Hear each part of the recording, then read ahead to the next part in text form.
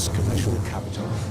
This is the news at 10, live from Channels Television. Reporting tonight, Sulaiman Aledo. Hello and welcome tonight. The Senate to reconvene tomorrow as current state of emergency in the Northeast expires. The president preaches politics of tolerance, warns politicians against do-or-die politics. APC leaders lead march to force headquarters, urges police hierarchy to end insurgency. And Kabul foreigners' compound housing expatriates attacked in Afghanistan. On business news tonight, state government request for the release of funds from the excess crude account.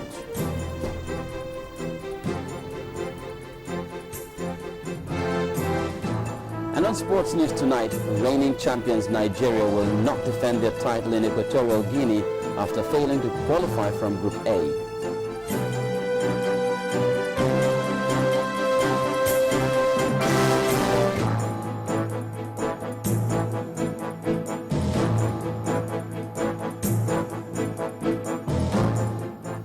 Well, the clock is ticking fast for the National Assembly as it has until tomorrow to decide whether or not to approve the President's request for an extension of the state of emergency in Adamawa, Yobe and Borno states. This is because the current 6 months expires tomorrow in the Northeast. The senators went into a closed-door meeting today to discuss the President's request but came out without any decision. Northern lawmakers who spoke to journalists said they were still opposed to the idea of extension when the Senate reconvenes tomorrow. Our National Assembly correspondent Linda Akigbe reports. Federal lawmakers are locked behind this door a second time in less than 48 hours. They went into to discuss President Jonathan's request for the extension of emergency rule in Adamawa, Yobe and Borno states. About 2 hours later, they came out of the meeting.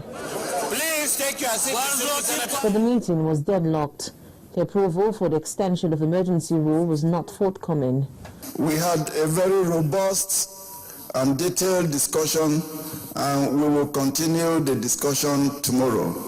The discussion so far does not seem to have changed the mind of this lawmaker. When insurgency was taking place in the Niger Delta, was there a state of emergency in the Niger Delta before the operations of the military were undertaken and successfully too?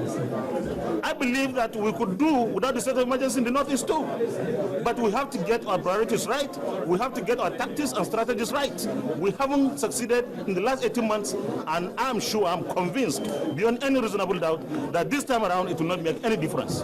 But the lawmaker is convinced that extension of emergency rule remains the best option for now to confront terrorism in the Northeast, while another lawmaker says the Senate would ultimately make the decision which would be in the best interest of Nigerians. What is the alternative for now, especially that the thing is expiring tomorrow?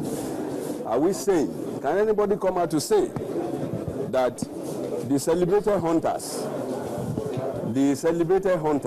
in the Northeast, can anybody come out and say that they can take charge of the situation? We're consulting, we're discussing among ourselves, and I think that at the end of the day, what is best in the country will be done. The service chiefs are expected to appear before the Senate on Thursday to brief lawmakers on how effective emergency rule has been in Adamawa, Yobe and Borno states in the last 18 months. The participation of service chiefs in the discussions may sway the lawmakers who are opposed to an extension of emergency rule in the 3 states. While Nigerians await the decision of the National Assembly on the extension of emergency rule, Nigerians in the northern part of the country are still being terrorized by terrorist groups. Linda Akigbe, Channels Television News. Oh, still with the Senate, obviously a busy moment for them. A bill that would give an opportunity to internally displaced persons in the northeastern part of the country.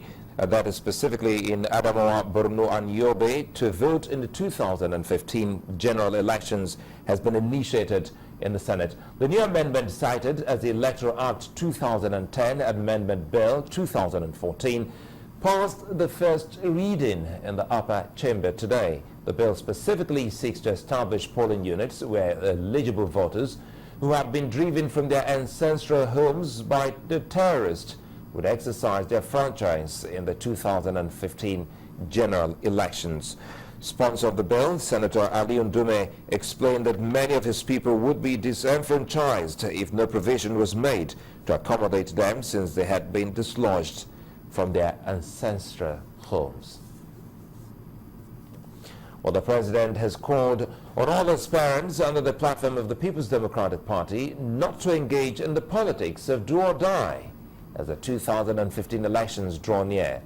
President Goodluck Jonathan was addressing members of the party at a luncheon to thank the PDP family for a successful declaration. He said that he is yet to see those who will beat the People's Democratic Party in the organization of events of that magnitude anywhere in the country, and pledged his commitment to the transformation agenda of his administration. Where PDP have a program, if you go near, you know that something is happening.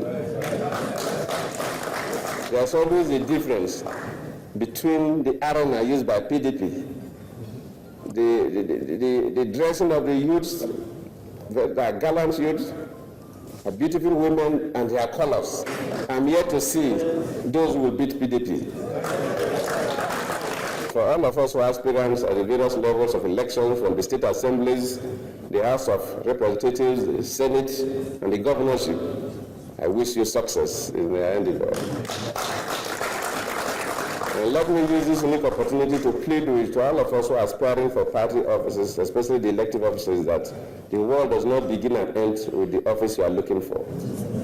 Sometimes you may be looking for an office, you may not be able to get it for one reason or the other. Let us say somebody block you, so be it. Let somebody block you. But if God wants something better for you, even after that blocking, you may get something else. I plead with all of us that we should not play the do or die, except let the party sink. We are taking inventory of all what is happening in all the states, and I promise that we will try to use as many people as possible. There are challenges in some states. People may deliberately block you. It may even be the best candidate within the particular constituency, but let us move ahead. Well, as the seasons of politics, no doubt, also the All Progressives Congress today held what it refers to as the first in a series of rallies to woo voters ahead of the 2015 general elections. Leaders of the party gathered at the Eagle Square in Abuja, the nation's federal capital territory, to tell Nigerians that only the APC has the ability to restore true democracy in Nigeria. The APC presidential aspirant, General Muhammadu Buhari, told supporters that after years of holding on to the reins of power, the PDP has nothing to show for its leadership and must be voted out. The national leader of the APC, Ogbonaya Onu, believes that the interests of Nigerians can only be put first when the country's elections are free and fair. In the meantime, national chairman of the party, John Oyegun, also asked Nigerians to partner with the APC to bring about change by ensuring that they participate in the ongoing voters' registration exercise. What the APC is out is to make sure that we stabilize this system of multi-party democratic system by voting the PDP out.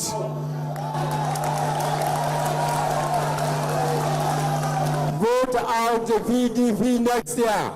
If you want to have a secure and efficient in Nigeria, you just have to do that. No alternative. Make sure you get your permanent voter's card. Make sure you have gone and voted for those you want to represent you and lead you. And make sure your votes count. The time to act is before February 15th. I want to say insist on your rights. The ability to vote is your right. Insist on your PVC. Go out, make the sacrifice. The APC is primed all over the nation to give each and every person who wants to acquire that right all the assistance. Take advantage of it. Go out. Get your PVC. That is, it's not the crowd. It is your ability to vote that will change things. It's not how many you are at rallies. It is very good to see you at rallies. But the only way you can effect change is to get that card. Nigeria is greater than any individual. Leaders come and go, but the nation remains. Every leader must put the interests of his people first. If Ghana can organize free and fair elections, Nigeria should. If Senegal can organize free and fair elections, Nigeria can. Well, and after the APC rally tagged the Salvation, some leaders of the party marched straight to the police headquarters where they demanded an end to insurgency in the northeast. The leaders also called on the police to redouble its efforts as the nation is looking up to it for a solution in the northeast. The group also talked about the ongoing voter registration exercise across the country.